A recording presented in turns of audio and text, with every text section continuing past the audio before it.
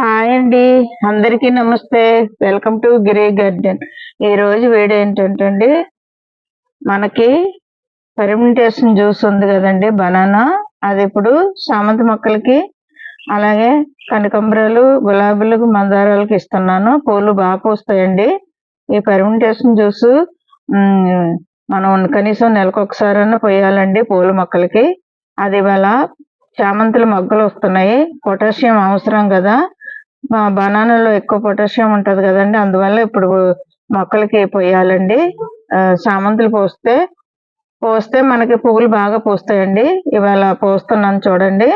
ఇదిగోండి banana fermentation juice. ఇది 2 నెలలు అయిందండి మనకి బనానా ఫెర్మెంటేషన్ జ్యూస్ చేసి.